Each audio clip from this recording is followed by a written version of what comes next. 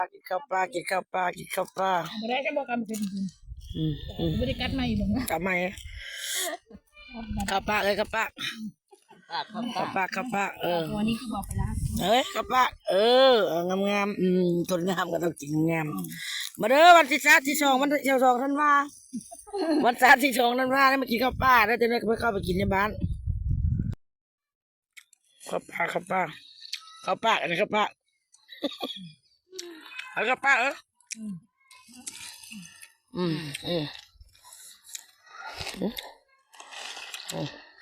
กระมูก็กินหลังมั้งกินข้าวปลากินข้าวปลาเจ็บพกเจ็บเพียพี่น้องเอ้ยซีนต้นน้อยต้นใหญ่ได้กินมั้งนี่วันศาสตร์ที่2ท่านว่ามันยืนพาลูกพาหลานมาลิ้นน้ำพี่น้องเอ้ยโอ้ไอเลิฟขี้กักแต่ไอเลิฟขี้กักแต่แซงมาดิไอ้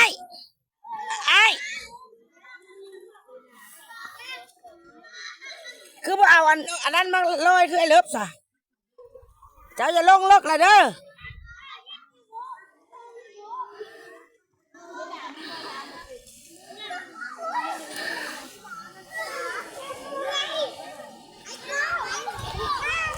อยู่ครัวบ้านอันนี้ไหวครัวลัดไปทั้งสงมนี่แหละอันนี้เลิฟพอดพี่ไอเลิฟนี่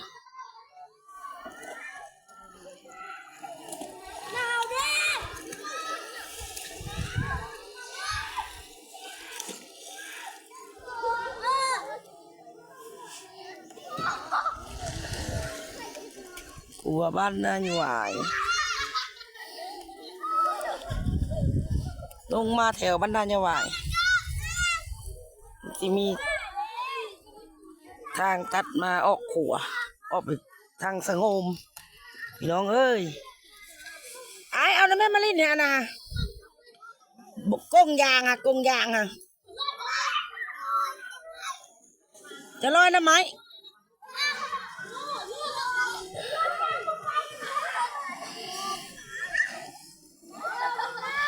มีหาดทรายไอ้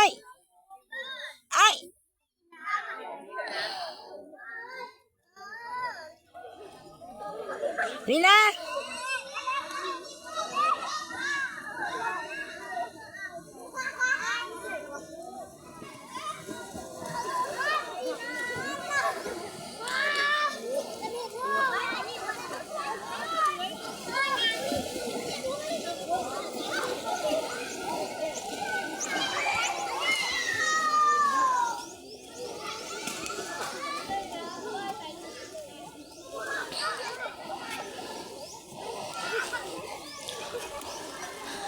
คนทวี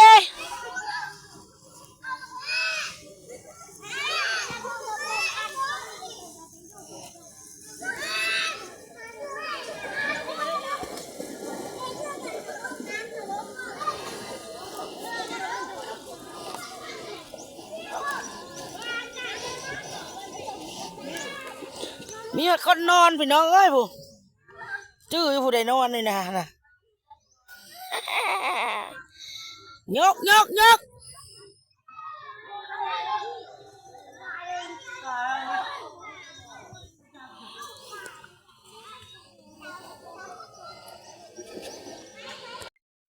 ื้อนี้วันพักผ่อนวันศาสตร์วันที่2ธันวามันยืนพี่น้องเอ้ยทุกคนกับม่วนหลายมื้อนี้เก็บบรรยากาศมาพากพี่น้องป้องป่ายนี่แล้วไปกับหมู่กับเพื่อนพระลูกพระเต้าลิ้นน้ำลิ้นในม่วนหลายไปกินข้าวปลามาแล้วก็กลับมาในบ้านก็สิม่วนอยู่ในบ้านอีกได้โตในบ้านอีกพี่น้องเอ้ยงานวันศาสตร์ที่2ธันวามันยืนนี่มาโตในบ้านรอบค่ำพี่น้องเอ้ยเอาแนว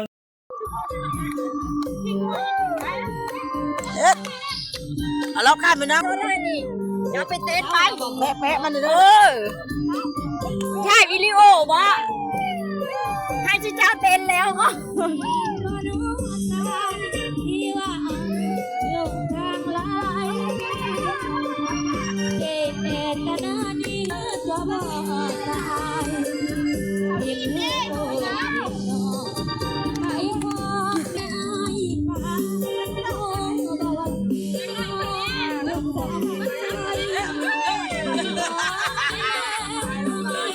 น้องดีโอ้เล่นหาอยู่กับ วันศาสตร์ที่2นั้นล้านจงมันยืน อายุอายุอะไรไอ้บอกเลยวันก็ได้ไอ้ขอคิดดีร้องให้ขอคิดก่อน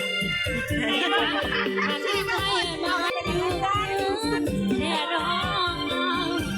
อภัยสุยานฝากไอ้แต่วันนี้ให้คนดีจะไว้หัวบ่มาได้จะไก่วะอยากกินไหลอยากมีก็ต้องรอหากใคร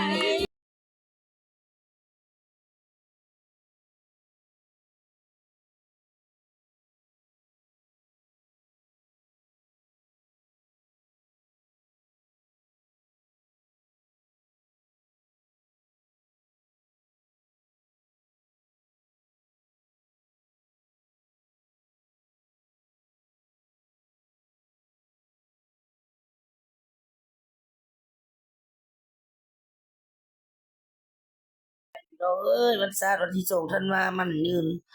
โอ้ยบรรยากาศคักขนาดมีป่าไม้มีน้ำเป็นประสาทขนาดเลยไปเก็บภาพเก็บบรรยากาศมาฝากพี่น้องฝากติดตามในเด้อกดไลค์กดแชร์ในเด้อ